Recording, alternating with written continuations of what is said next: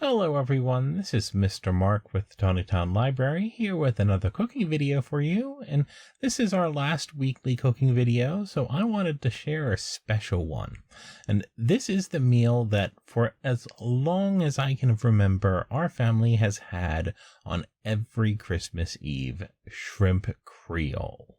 It's not as hard as you might think, and we're going to start by making some rice to pour the shrimp Creole over, and then of course we're going to need some shrimp, and we're going to be putting onion and green bell pepper and celery in there, as well as some tomato sauce, and then some garlic and parsley and bay leaves, salt and red pepper, and we'll be cooking it in butter. That's everything you need, so let's get started. The first thing we're going to be doing is preparing our ingredients, chopping up all our vegetables, just making sure everything is ready. So I'm going to start with the onion here, and we want 1.5 cups of chopped onions. So I'm just going to get the skin and the top and bottom off, and we'll skip ahead through this a little bit.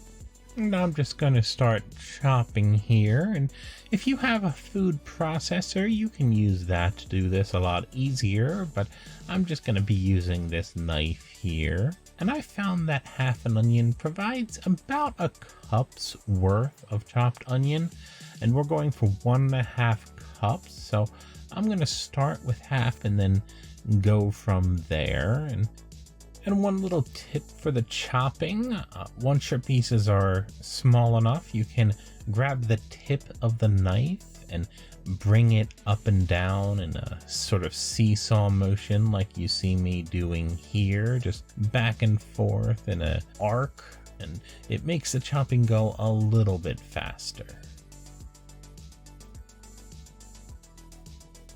Now I'm going to put what I have in a measuring cup to make sure I've got the right amount, and it's about a cup, so I'm going to try getting another 1/2 cup. And we'll just speed through this a little bit. I still need a tiny bit more, so I'm just going to cut this little bit of onion up and add that in there. And we have 1.5 cups of chopped onion, so I'm going to set this aside in a little bowl to be cooked later. But let's move on to the next ingredient to be chopped, which in this case is celery. And we want a cup of finely chopped celery. So we're going to be chopping this into even smaller pieces. And a stalk of celery is about 1/2 cup. So we're just going to speed through all the chopping here. We want this to be finely chopped, so it's going to be even smaller than the onion was. And we have about a cup of finely chopped celery. So I'll set this aside too. And I'm using separate bowls to keep it nice and neat for the video, but in reality, the onion, celery, bell pepper, and garlic are all just going to be cooked together, so you can combine them if you want. But let's move on to the bell pepper. Now my recipe calls for 2 medium green bell peppers, but the store only had these extra large ones, so I'm going to be using 1 extra large instead. And I'm just going to cut the top off because we need to empty out the inside of the seeds and pulp. I'm just going to pull that right out and pull off those little bit of remnants, and then pop out that center of the top, and then we're ready to start cutting. And this will be finely chopped as well, so I'm going to be chopping up all of the rest of the bell pepper into finely chopped remnants, and I'm just going to speed through that for you as well.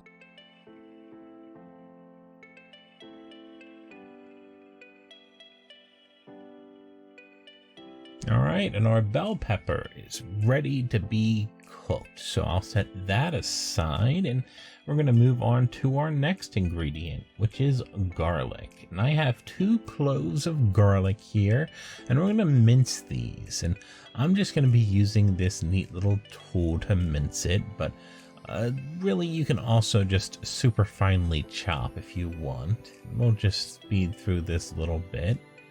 We have 2 cloves of minced garlic, so I'll set that aside. And the last thing I'm going to chop is just a little bit of parsley, just 2 teaspoons worth of snipped parsley, and just cut it into little pieces here.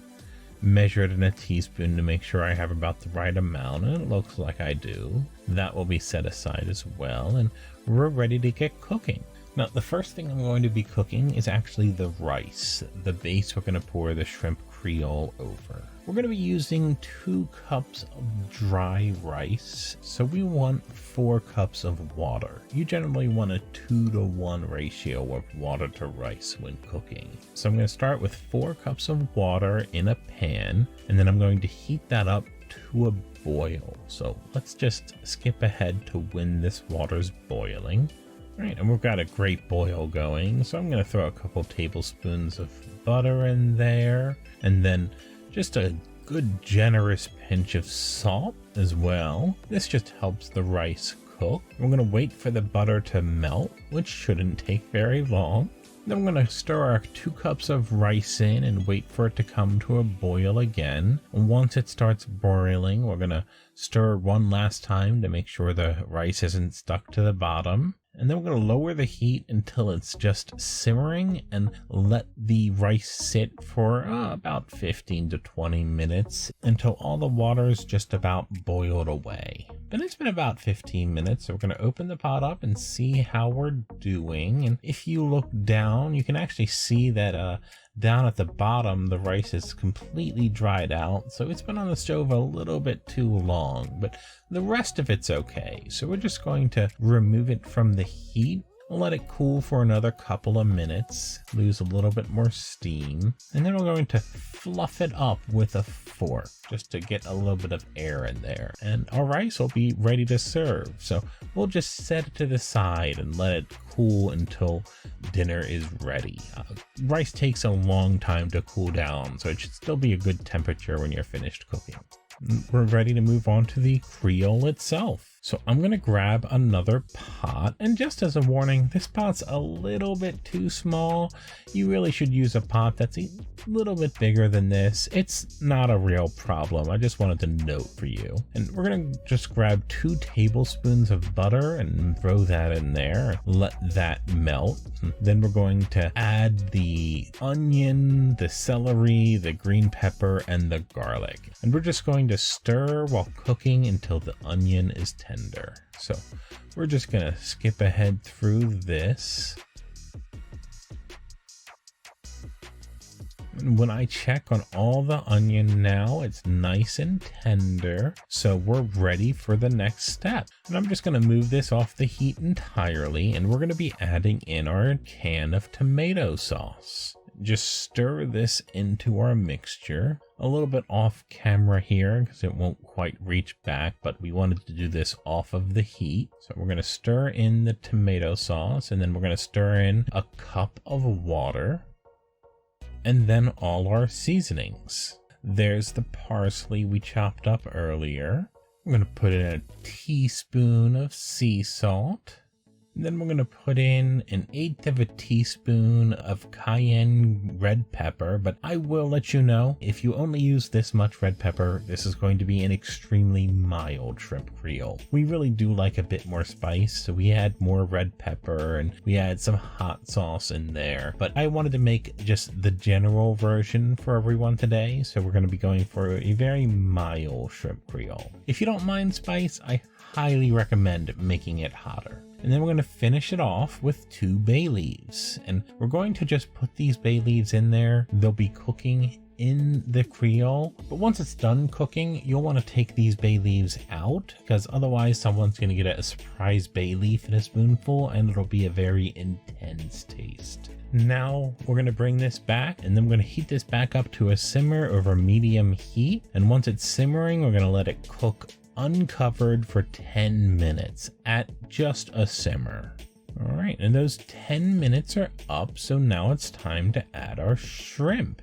And just a note here, we like to use already cooked tailless shrimp. It just makes it a lot easier. You can use uncooked shrimp if you like, but you'll have to make sure that it's cooked thoroughly in the Creole if you do so. We prefer to use already cooked shrimp, and I'm just going to pour these in there. I have them in a strainer because I wanted to make sure that all the ice from the bag was washed off before I added them. So I'm going to stir these in there, and now we're going to bring it to a boil and let it cook covered for 10 to 20 minutes, just until you think it's nice and thoroughly cooked.